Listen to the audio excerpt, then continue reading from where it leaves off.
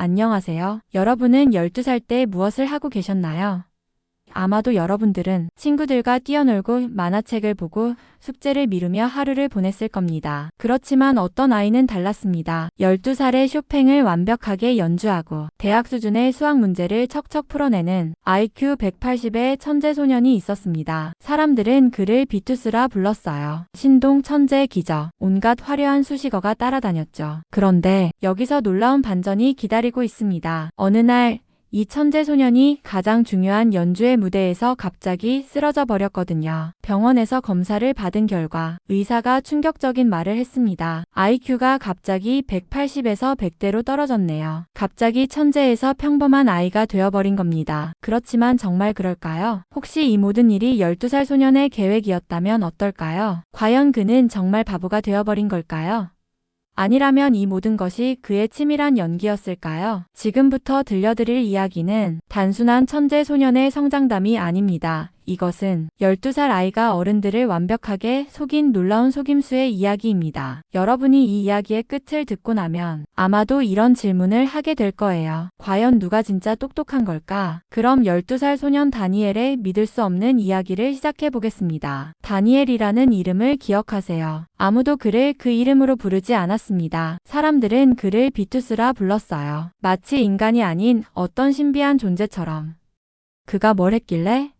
3살 때 일입니다. 어머니가 장난삼아 다니엘을 피아노 앞에 앉혔어요. 여보, 빨리 와서 이것 좀 봐요. 그 순간 다니엘의 운명이 결정되었습니다. 5살 쇼팽을 완벽하게 연주, 7살 전국 피아노 콩쿠르 우승, 9살 국제대회에서 성인들을 제치고 1등, 12살에 이미 대학 수준의 수학을 풀고 있었죠. 정말 3살짜리가 그런 게 가능할까요?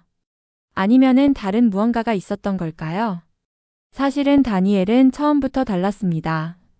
하지만 그가 정말로 원한 건 그런 특별함이 아니었어요. 어느 날 기자가 물었습니다. 다니엘 군 장래 희망이 뭔가요? 다니엘이 잠시 멈췄습니다. 그리고는 이상한 대답을 했어요. 저는 그냥 친구들이랑 놀고 싶어요. 기자들이 웃었습니다. 하하, 아직 어린애네요. 그렇지만 다니엘의 눈에는 눈물이 맺혔습니다. 그는 진짜로 그냥 아이이고 싶었거든요. 다니엘, 넌 특별해. 그러니까 참아야 해. 다른 아이들과는 달라. 더 노력해야지. 참아야 해. 노력해야 해. 12살 소년에게는 너무 무거운 말들이었습니다. 그런데 여러분, 이 소년이 곧 어떤 놀라운 일을 벌일지 아세요? 그렇지만 다니엘에게도 숨을 쉴 수 있는 곳이 있었습니다. 바로 여기 시골 할아버지 댁이었어요. 할아버지, 제가 왔어요. 그래, 우리 다니엘이 왔구나.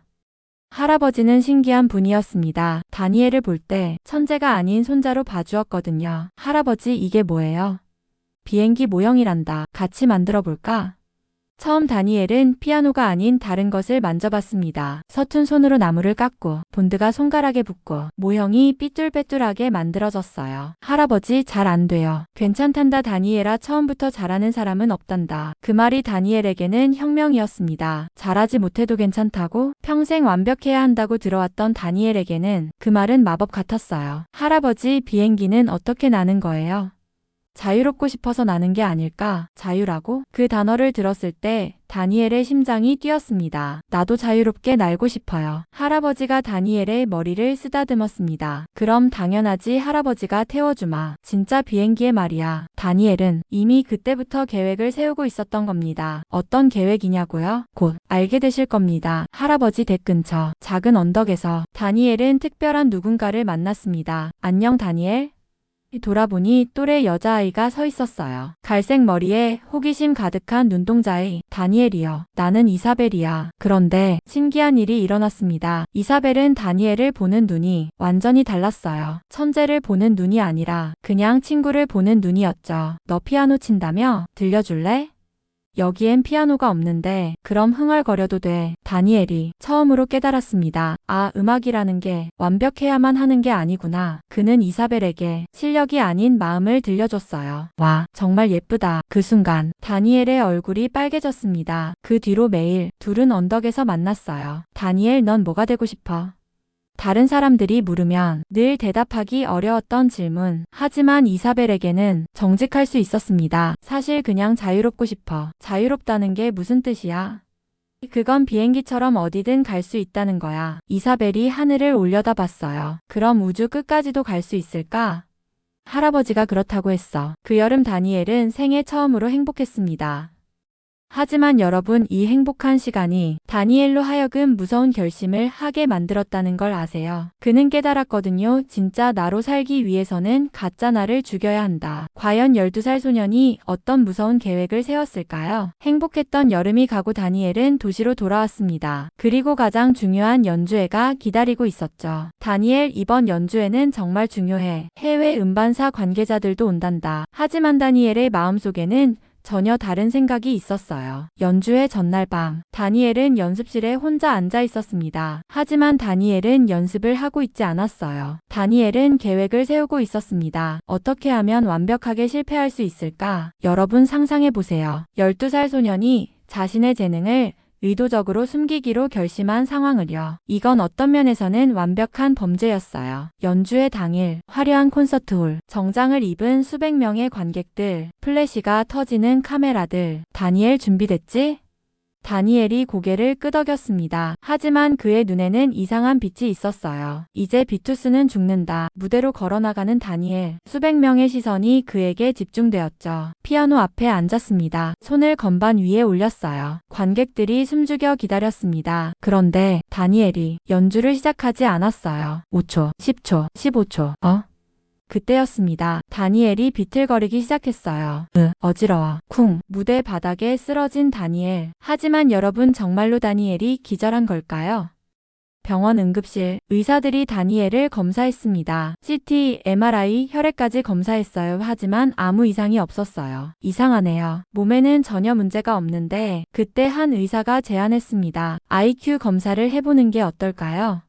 며칠 후 충격적인 결과가 나왔습니다. IQ가 180에서 100대로 떨어졌네요. 부모님이 충격에 빠졌어요. 그럴 리가, 우리 다니엘이. 의사가 고개를 저었습니다. 간혹 심한 스트레스나 트라우마로 인해 이런 일이 일어나기도 합니다. 하지만 병실 침대에 누워있던 다니엘은 속으로 웃고 있었습니다. 여러분 눈치챘나요? 다니엘은 일부러 틀린 답을 한 거였어요. IQ 180의 천재가 IQ 100의 평범한 아이인 척 연기를 한 겁니다. 이것보다 더 완벽한 연기가 있을까요? 그날 밤 부모님이 복도에서 의사와 이야기하는 소리가 들렸어요. 앞으로 평범한 아이로 살아가야 할 것 같습니다. 그 말을 듣고 다니엘이 침대에서 작게 웃었습니다. 드디어 성공했다. 그 뒤로 다니엘의 삶은 완전히 바뀌었습니다. 더 이상 콩쿠르도 TV 출연도 없었어요. 그는 그냥 평범한 중학생이 되었습니다. 친구들과 뛰어놀고 만화책을 보고 게임도 하고 처음에는 정말 좋았습니다. 하지만 시간이 지날수록 뭔가 이상했어요. 수학 시간에 다니엘은 즉시 답을 알 수 있었지만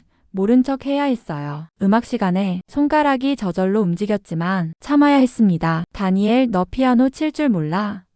응, 잘 몰라. 또 다른 거짓말이었죠. 점점 다니엘은 깨달았습니다. 천재 연기에서 평범한 연기로 바뀐 것뿐이구나. 그는 여전히 연기를 하고 있었어요. 진짜 자신이 아닌 또 다른 가면을 쓴 채 어느 날 밤 거울을 보며 다니엘이 중얼거렸습니다. 나는 진짜 누구일까? 그해 겨울, 갑작스런 전화가 왔습니다. 다니엘 할아버지가 사고로 돌아가셨다는 전화였어요. 너무나 갑작스러운 이별이었어요. 장례식에서 다니엘은 할아버지의 유품을 받았습니다. 낡은 조종용 안경과 미완성된 비행기 모형. 할아버지 약속했잖아요. 진짜 비행기 태워준다고. 그날 밤 집으로 돌아온 다니엘은 한참을 멍하니 앉아 있었어요. 그러다가 거실 한쪽 피아노가 눈에 들어왔습니다. 오랫동안 손대지 않았던 피아노. 다니엘이 피아노 앞에 앉았어요. 손을 건반 위에 올렸습니다. 그리고 연주를 시작했어요. 쇼팽의 야상곡. 할아버지가 좋아했던 곡. 연주하면서 다니엘은 깨달았습니다. 나는 피아노를 사랑하고 있었구나. 재능 때문이 아니라, 의무 때문이 아니라 정말로 음악을 사랑하고 있었던 거예요. 그리고 또 깨달았어요. 평범해지려고 재능을 숨기는 것도 진짜 내가 아니야. 다니엘이 연주를 멈추고 일어났습니다. 할아버지, 이제 알겠어요. 그의 눈에 결심이 서렸어요. 나는 나로 살고 싶어요. 그 다음 날부터 다니엘은 또다시 달라졌습니다. 하지만 이번에는 누군가의 기대에 맞추려 하지 않았어요. 자신만의 방식으로 재능을 사용하기 시작했습니다. 아빠, 저에게 돈 좀 빌려주세요. 주식에 투자하려고 해요. 다니엘은 놀라운 분석력과 직감으로 주식에서 큰 수익을 올렸어요. 그리고 그 돈으로 투자 회사를 차렸습니다. 15살이 투자 회사를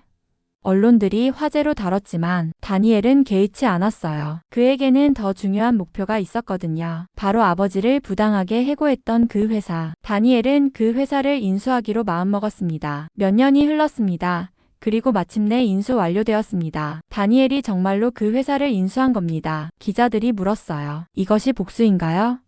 다니엘이 미소 지었습니다. 복수가 아니에요. 정의예요. 그리고 첫 번째로 한 일은 부당하게 해고된 모든 직원들을 복직시키는 것이었죠. 아빠 이제 안전해요. 아버지가 눈물을 흘렸습니다. 다니엘 고마워. 다니엘은 다시 무대에 섰어요. 하지만 이번에는 자신이 원해서였죠. 연주가 끝나고 관객들이 기립박수를 보냈습니다. 그 중에 이사벨이 있었어요. 다니엘 정말 멋있었어. 와줘서 고마워. 그리고 마지막으로 다니엘은 할아버지의 조종용 안경을 쓰고 작은 비행기에 올랐습니다. 어디로 가고 싶나요? 다니엘이 하늘을 바라보며 대답했어요. 어디든 자유로운 곳으로요. 할아버지 저 날고 있어요. 정말로 자유롭게. 여러분, 이 이야기를 듣고 어떤 생각이 드시나요? 그는 자신만의 방법으로 자유를 찾았습니다. 다니엘의 이야기는 우리에게 묻습니다. 당신은 진짜 당신으로 살고 있나요? 생각해보세요. 그리고 댓글로 남겨주세요. 이상 감동톡톡이었습니다.